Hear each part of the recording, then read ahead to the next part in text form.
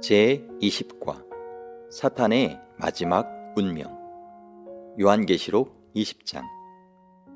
주제절: 누구든지 생명책에 기록되지 못한 자는 불못에 던져지더라. 계시록 20장 15절 말씀.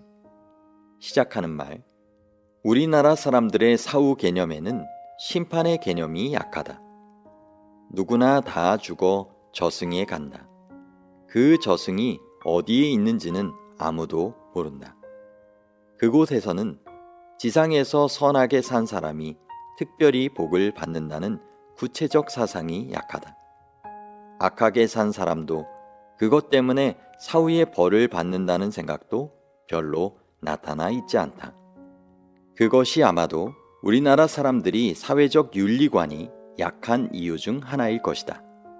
친분이 있는 관계이거나 가족 사이에는 그래도 아직 유교적 윤리관이 지배하고 있어 건전하지만 일단 모르는 사이에 들어가면 샤머니즘의 윤리관이 작동한다. 그것이 우리 사회를 살벌하게 한다. 그러나 요한계시록 20장에는 우리 모두가 하나님의 보좌 앞에서 자기 행위를 따라 심판을 받는 모습이 기록되어 있다. 아무도 피할 수 없는 최후의 대심판이다. 거기서 우리의 영원한 운명이 결정된다. 각 사람은 정확히 자기의 행위에 따라 심판을 받는다. 참고: 마침내 모든 죄와 불의 그리고 사망의 근원인 사탄의 최후가 온다. 신음하던 죄악 세상의 피조물들과 구원받은 성도들도 그리고 온 우주의 거민들도 이날이 오기를 기다렸다. 반역이 일어난 다음 우주는 죄의 결과들을 목도해야 했고 하나님의 아들이 인간으로 탄생하여 잔인한 죽음을 당하시는 것을 보아야만 했다. 이제 하나님의 오래 참으심도 끝났다. 하늘 천사가 내려와 용을 잡으니 곧 옛뱀이요 마귀요 사탄이라. 잡아서 1000년 동안 결박하여 무저갱에 던져 넣어 잠그고 1000년이 차기까지 다시는 만국을 미혹하지 못하게 하였다. 사탄은 자기가 저지른 죄의 참담한 결과들을 보면서 1000년 동안이나 고통을 당해야 할 것이다. 요한계시록 20장은 예수님의 재림으로 사탄이 황폐한 지구에 1000년 동안 결박당하고 구원받은 의인들은 1000년 동안 하늘에서 그리스도와 함께 심판에 참여하는 장면이 생생히 기록되어 있다. 1000년 후에 사탄은 잠시 노임을 받아 부활한 악인들을 선동하여 새 예루살렘 성을 향한 최후의 공격을 시도하지만 하늘에서 유황불이 내려와 모두 멸망당하고 말 것이다. 마지막 멸망 전에 하나님의 보좌 앞에서 대심판이 있을 것인데 그때 모든 악인은 둘째 부활 혹은 심판의 부활이라고 부르는 부활을 통하여 다시 살아나게 된다. 이것은 심판을 위한 부활이다. 그리고 각 사람의 행한 대로 형벌을 받게 되며 결국에는 둘째 사망이라고 부르는 영원한 죽음을 당하게 된다. 사탄의 결박. 1. 사탄의 처지가 어떻게 되었는가? 또 내가 보매 천사가 무저갱의 열쇠와 큰 쇠사슬을 그의 손에 가지고 하늘로부터 내려와서 용을 잡으니 곧 옛 뱀이요 마귀요 사탄이라.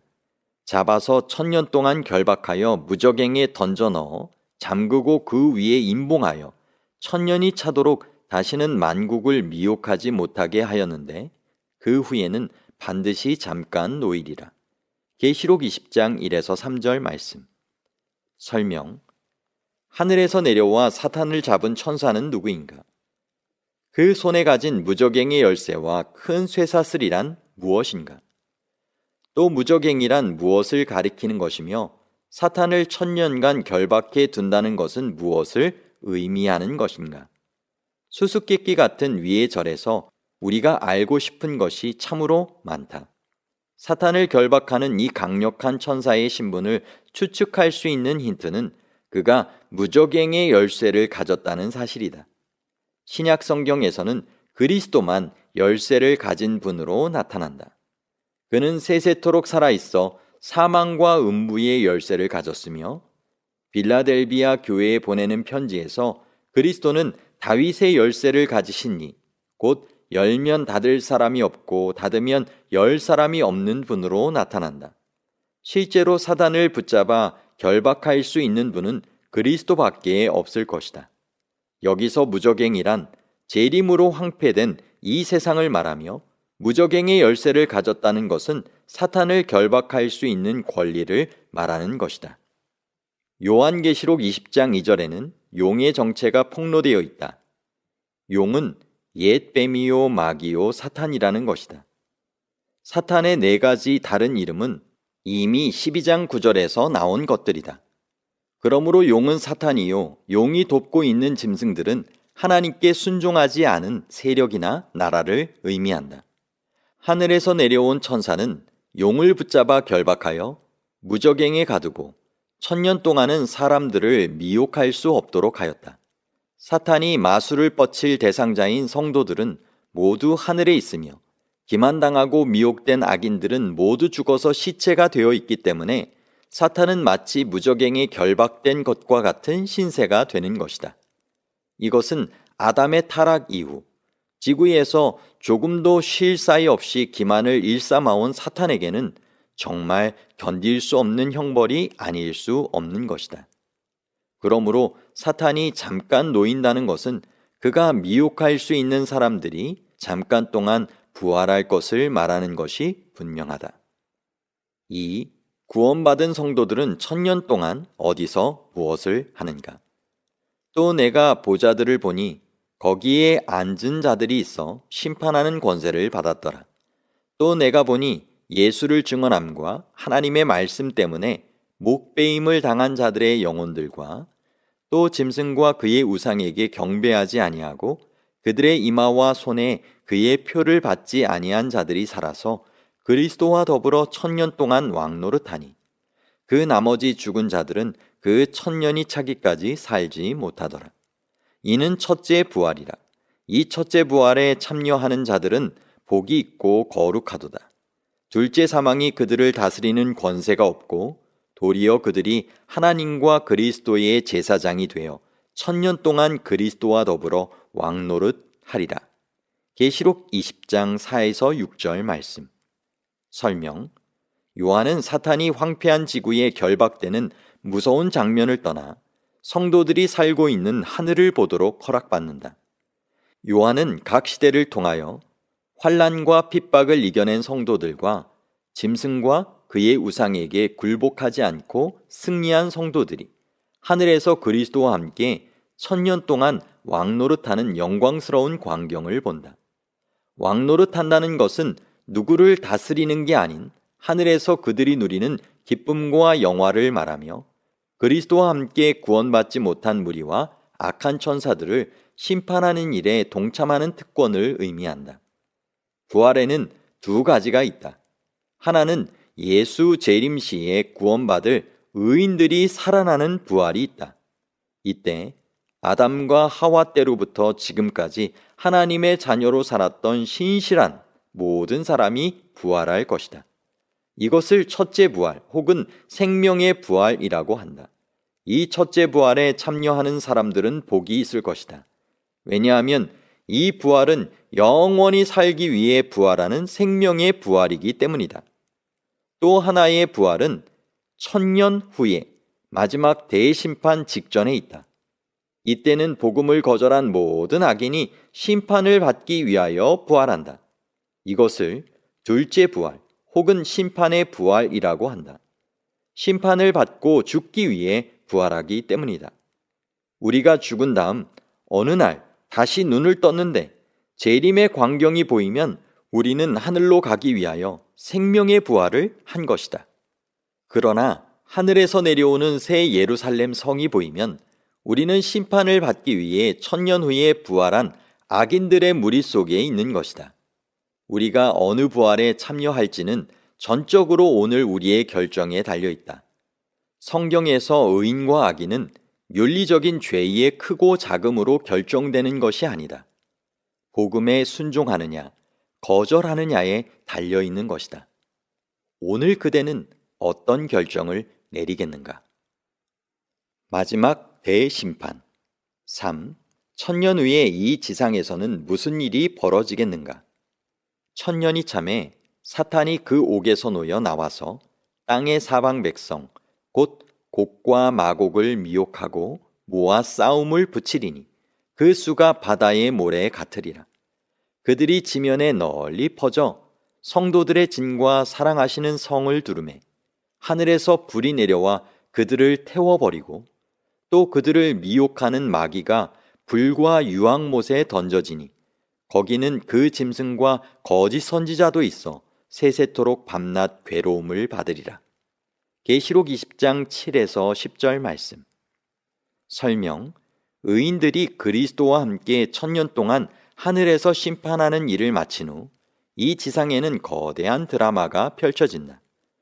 천년 동안 하늘에서 성도들의 처소가 된 거룩한 새 예루살렘 성은 성도들과 함께 이 지상에 내려와서 성도들의 진영이 된다. 동시에 바다 모래같이 무수한 악인이 부활하여 이 세상을 채운다. 다시 할 일을 찾은 사탄은 동분서주하며 부활한 악인들을 선동한다. 그리고 마침내 새 예루살렘 성을 포위하고 공격하여 그 성을 빼앗으려고 한다. 곡과 마곡은 고대 이스라엘을 괴롭히던 적들의 이름이다. 곡은 마곡 땅의 임금의 이름이다. 여기서는 곡과 마곡이 땅의 사방 백성과 동격으로 쓰였다. 즉 성도들을 미워하는 땅의 사방 백성을 미혹하여 싸움을 붙인다는 것이다. 그러나 바로 그때 하늘에서 불이 내려와 그들을 태워버린다. 이것이야말로 악인들의 최후이며 베드로후서에 기록되어 있는 물질이 뜨거운 불에 풀어지고 땅과 그 중에 있는 모든 일이 드러나는 무서운 날인 것이다. 모든 악인은 그 보응을 받아 하늘에서 내려오는 불로 소멸되고 그 불로 모든 것이 정결하여져서 마침내 새 하늘과 새 땅이 이루어진다. 마침내 새롭게 된 이 지구는 성도들의 영원한 처소가 되는 것이다. 마귀와 짐승과 거짓 선지자가 불과 유황불에 던져져 세세토록 괴로움을 받는다고 하였는데 정말 지옥이라는 곳이 있어서 죄인들이 영원히 고통을 받는 것일까? 성경을 자세히 연구하면 그런 식의 지옥 개념은 없는 것을 알 수 있다. 세세토록 혹은 영원히 불에 탄다는 것은 꺼지지 않고 끝없이 탄다는 것이 아니라 히브리식 개념으로는 완전히 혹은 충분히 소멸된다는 뜻이다. 유다서 1장 7절에 소돔과 고모라는 영원한 불의 형벌을 받았다고 되어 있다. 소돔과 고모라의 심판은 마지막 심판의 예표이다. 그렇다면 그 영원한 불은 지금도 타오르고 있는가? 그렇지 않다. 다만 소돔과 고모라는 그 흔적을 찾을 길 없이 완전히 없어졌을 뿐이다. 그렇다면 여기서 영원은 무엇을 의미하는가? 그것은 완전하고도 철저한 불의 형벌을 의미한다. 즉, 그 뿌리와 가지를 남기지 않는 그런 불의 형벌을 영원한 형벌이라고 표현한 것이다. 예레미야 17장 27절에서 예레미야는 너희가 나를 순종하지 아니하고 안식일을 거룩되게 아니하여 안식일에 짐을 지고 예루살렘 문으로 들어오면 내가 성문에 불을 놓아 예루살렘 궁전을 삼키게 하리니 그 불이 꺼지지 아니하리라고 말하였다. 예언대로 이스라엘은 불순종하여 몇 년 후 예루살렘 궁전은 불에 삼킨 바 되었다. 그러나 그 불이 지금도 꺼지지 않고 타오르고 있는가? 그렇지 않다.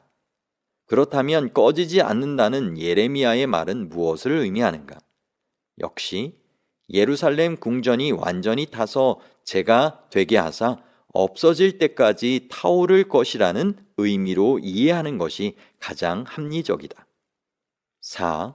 하나님의 보좌의 모습은 어떠했는가? 또 내가 크고 흰 보좌와 그 위에 앉으신 이를 보니 땅과 하늘이 그 앞에서 피하여 간데 없더라. 계시록 20장 11절 말씀. 설명: 크고 흰 보좌는 하나님의 보좌의 순결함과 의로움을 상징적으로 나타내고 있다. 하나님의 위엄 앞에서 피하여 없어진 것으로 표현된 땅과 하늘은 죄악 세상의 땅이다. 그날의 하늘이 불에 타서 풀어지고 물질이 뜨거운 불에 녹아질 것이기 때문이다. 5. 마지막 대심판의 모습은 어떠할 것인가? 또 내가 보니 죽은 자들이 큰 자나 작은 자나 그 보좌 앞에 서 있는데 책들이 펴 있고 또 다른 책이 펴졌으니 곧 생명책이라.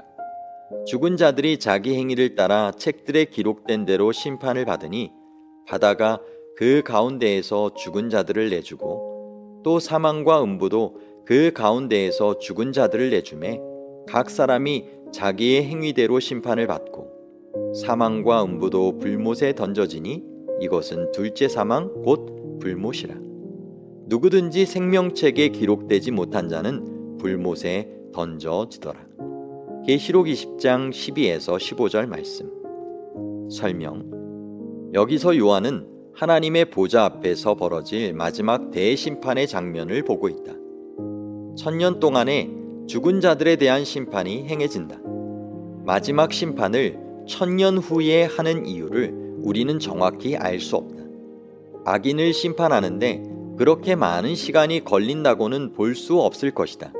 다만 온 우주가 납득하고 본인들도 인정할 수밖에 없는 충분한 심사 과정도 필요할 것이고 그 심사 과정에서 구원받은 사람들의 감사와 찬양은 날마다 더 깊어질 것이다. 또한 사탄에게는 1000년 동안 지구에 갇혀 자기가 저지른 죄의 참담한 결과들을 보면서 고통을 받는 형벌의 기간이 될 것이다. 심판 시에는 세 종류의 책이 펴놓여진다. 책들과 생명책과 기념책이 그것이다.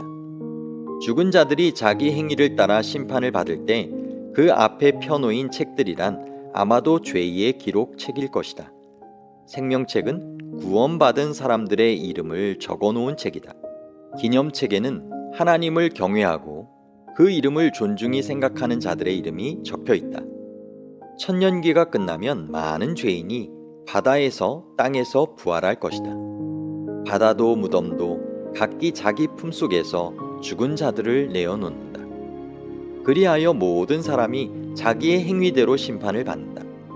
사망과 음부도 불못에 던지웠다는 것은 이제는 더 이상 죽음이 없다는 뜻이다. 명상할 문제. 우리 앞에는 이제 곧 선과 악의 대드라마가 펼쳐질 것이다. 모든 사람이 하나님 앞에 나아가 심판대 앞에 서게 될 것이다. 예수를 믿고 복음을 받아들인 사람들은 하나님의 자녀로서 영원히 살게 될 것이다. 그러나 복음을 거절한 사람들에게는 심판과 멸망의 날이 기다리고 있다. 이것은 성경의 엄숙한 말씀이다. 내가 어느 편에 설 것인지 오늘 결정해야 한다. 내일은 우리에게 오지 않을지도